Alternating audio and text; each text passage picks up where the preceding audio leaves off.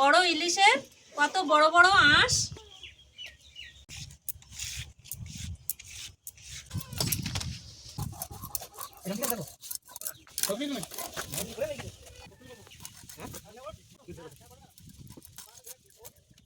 দেখুন কতগুলো পিস হয়েছে। তেল গরম হয়ে গেছে, ইলিশ মাছের পিসগুলো একে একে দিয়ে দেব।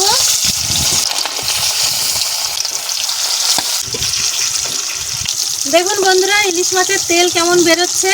আপনারা নিশ্চয়ই দেখতে পাচ্ছেন আমি মাছটা কতটা হালকা করে ভেজেছি।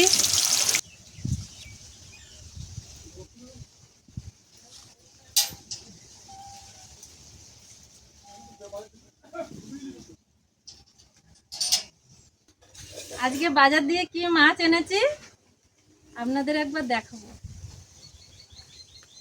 আসুন।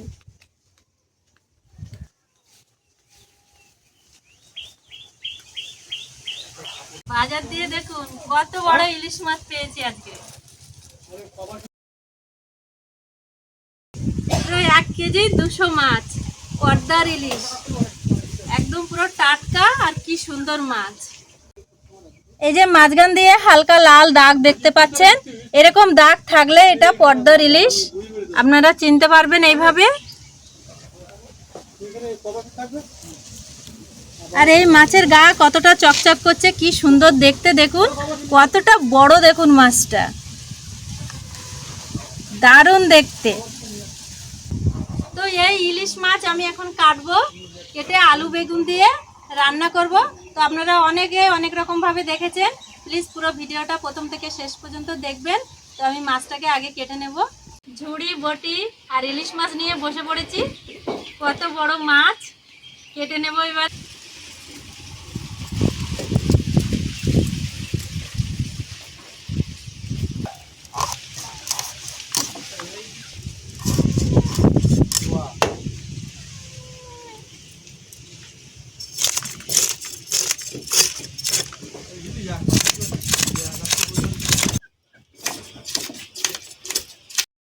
আঁশ ছাড়ানো হয়ে গেছে, দেখুন বড় ইলিশের কত বড় বড় আঁশ।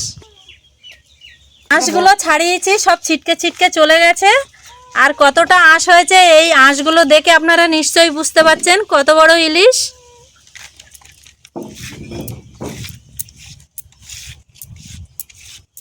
মাছটা অনেকটাই বড়, মাছটাকে আমি রিং পিস করব না, পেটি বের করেই কাটবো।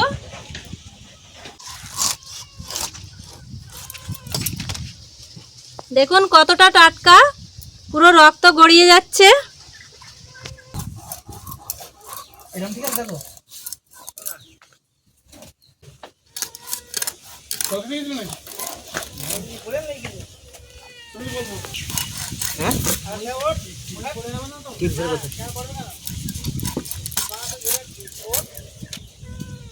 নাকি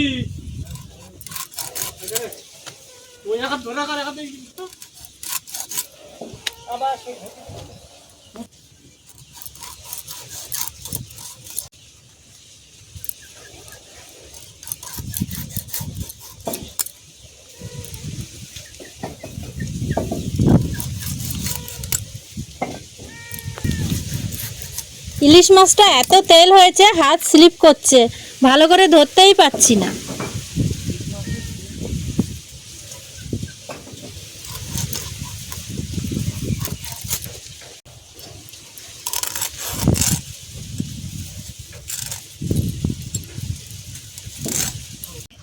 দেখুন কতগুলো পিস হয়েছে।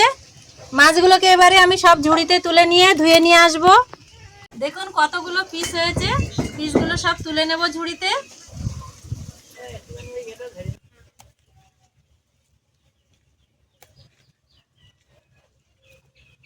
মাছগুলো ভালো করে ধুয়ে রান্নার কাছে ফিরে আসছি।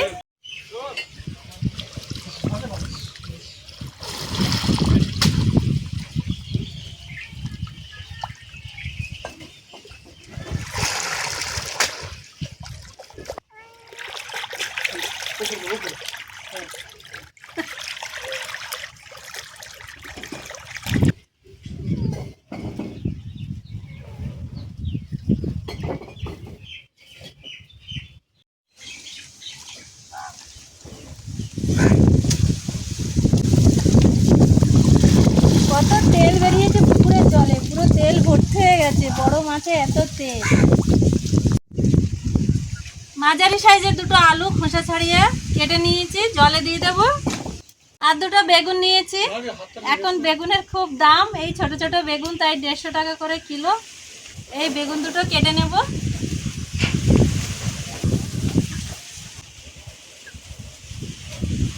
ইলিশ মাছ দিয়ে অনেক রকমই রেসিপি হয়। ইলিশ মাছ আলু বেগুন দিয়ে ঝোল খেতে তো ভালো লাগে, ইলিশ মাছের তেল ঝোল করলেও খুব ভালো লাগে। সর্ষে ইলিশ ভাপা তো আছেই। ইলিশ মাছের জন্য আলু বেগুন কাটা হয়ে গেছে। এবারে একটু মশলা করে নেব, জিরে বাটা আর কাঁচা লঙ্কা বাটা। কাঁচা লঙ্কা বেটে নেব।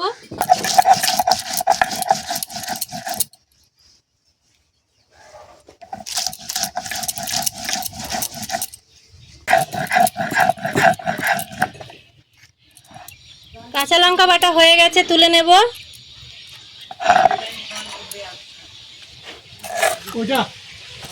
জিরে বেটে নেব।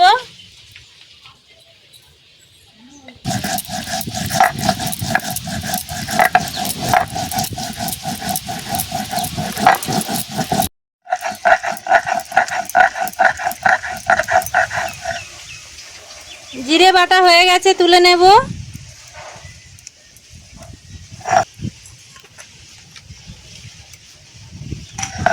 কাঠ সাজিয়ে উনুন ধরিয়ে নিয়েছি, কড়া বসিয়ে দেবো।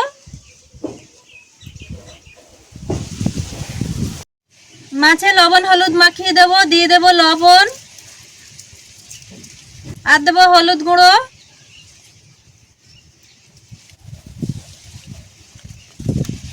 মাছের পিসের গায়ে ভালো করে লবণ হলুদ মাখিয়ে নিয়েছি। কড়া গরম হয়ে গেছে, কড়াইতে দিয়ে দেবো সরিষার তেল।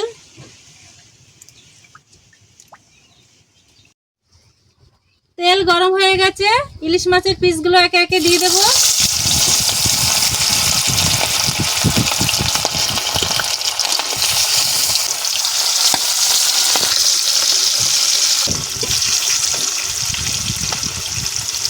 যেহেতু বড় ইলিশ, খুব বেশি ভাজবো না, ইলিশ মাছ ভাজলে টেস্ট লাগে না।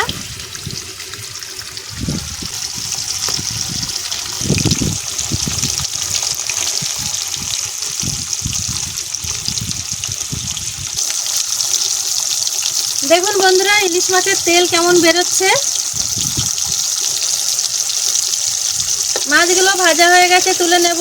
আমি কিন্তু মাছ বেশি ভাজিনি, হালকা করেই ভেজেছি।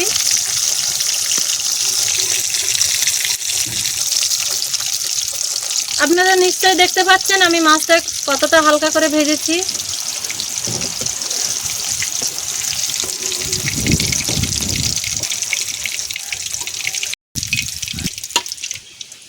ইলিশ মাছের যা তেল বেরিয়েছে, এক থালা ভাত খাওয়া হয়ে যাবে। আর ইলিশ মাছের তেল দিয়ে ভাত খেতে কিন্তু দারুণ লাগে, কাঁচা লঙ্কা আর একটু লবণ দিয়ে যা লাগে না।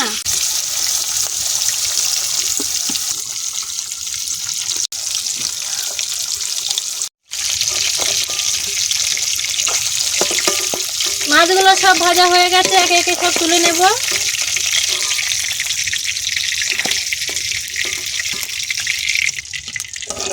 অনেকটাই তেল বেরিয়েছে, একটু ভাতের সাথে খাওয়ার জন্য একটু তুলে রাখবো। মাছ ভাজা তেলে দিয়ে দেব আলু।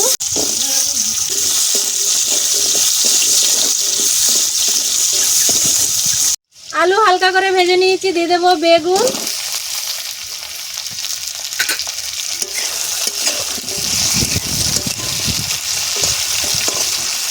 বেগুনে দিয়ে দেব লবণ আর দেব হলুদ গুঁড়ো।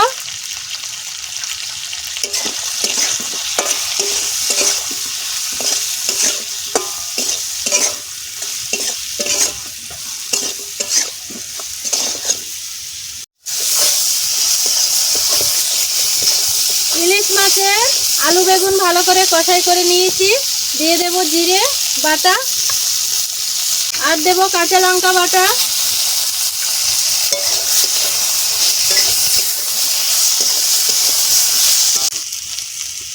ইলিশ মাছের আলু বেগুন ভালো করে কষাই করে নিয়েছি, দিয়ে দেব জল।